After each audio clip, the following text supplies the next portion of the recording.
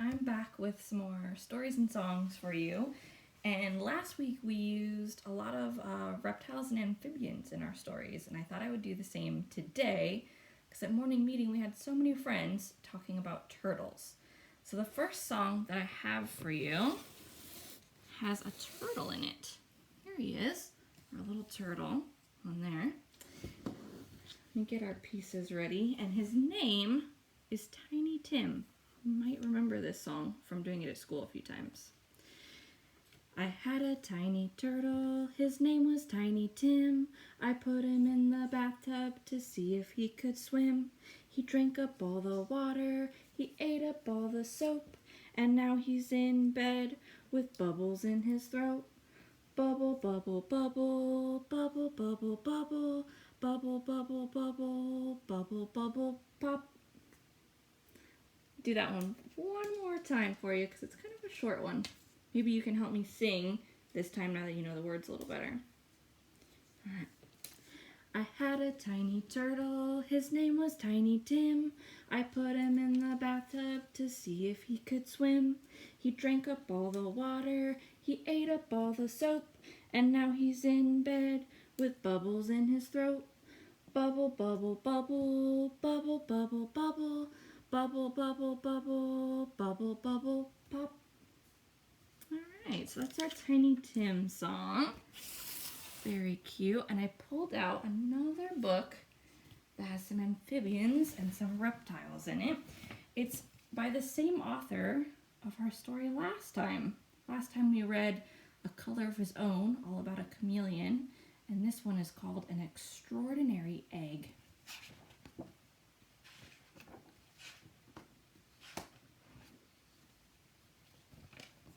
On Pebble Island, there lived 3 frogs, Marilyn, August, and one who was always somewhere else.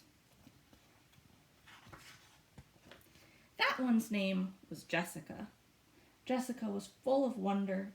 She would go on long walks way to the other side of Pebble Island and return at the end of the day shouting, "Look what I found!"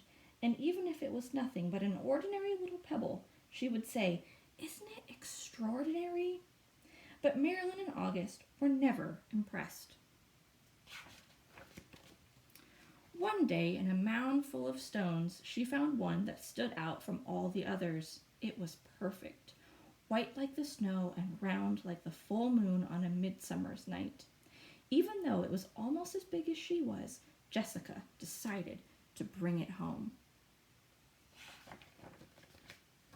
I wonder what Marilyn and August will say when they see this, she thought as she rolled the beautiful stone to the small inlet where the 3 of them lived. "Look what I found," she shouted triumphantly. "A huge pebble." This time, Marilyn and August were truly impressed. "That is not a pebble," said Marilyn, who knew everything about everything. "It's an egg. A chicken egg." "A chicken egg? How do you know it's a chicken egg?" asked Jessica, who had never even heard of chickens. Marilyn smiled. "There are some things you just know." A few days later, the frogs heard a strange noise coming from the egg. They watched in amazement as the egg cracked, and out crawled a long, scaly creature that walked on 4 legs. "See?" exclaimed Marilyn. "I was right. It is a chicken." "A chicken!" they all shouted.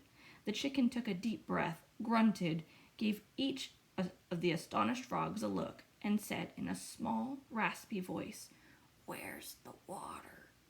"Straight ahead," the frogs cried out excitedly. The chicken threw herself into the water, and the frogs dove in after her. To their surprise, the chicken was a good swimmer, and fast too, and she showed them new ways to float and paddle. They had a wonderful time together and played from sun up to sundown, and so it went for many days. Then one day, when Jessica was somewhere else, August and Marilyn saw a commotion in the water below them. Someone was in trouble. Quickly, the chicken dove into the dark pool. August and Marilyn were frightened.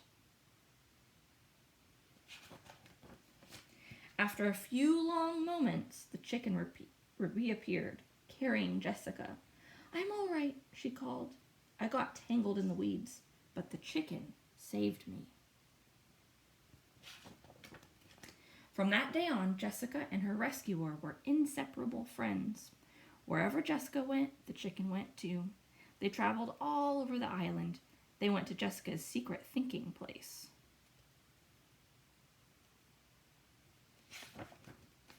And to the Great Pebble Monument.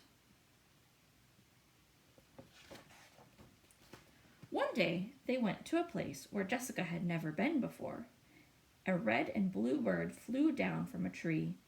"Oh, there you are," it exclaimed when it saw the chicken. "Your mother has been looking all over for you.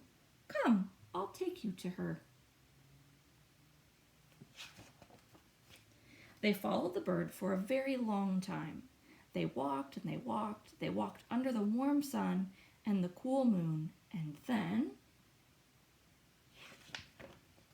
they came upon the most extraordinary creature they had ever seen. It was asleep. But when it heard the little chicken shout, "Mother!" it slowly opened one eye, smiled an enormous smile, and in a voice as gentle as the whispering grass said, "Come here, my sweet little alligator." And the chicken climbed happily onto her mother's nose. "Now it's time for me to go," said Jessica. "I'll miss you very much, little chicken. Come visit us soon and bring your mother too." Jessica couldn't wait to tell Marilyn and August what had happened.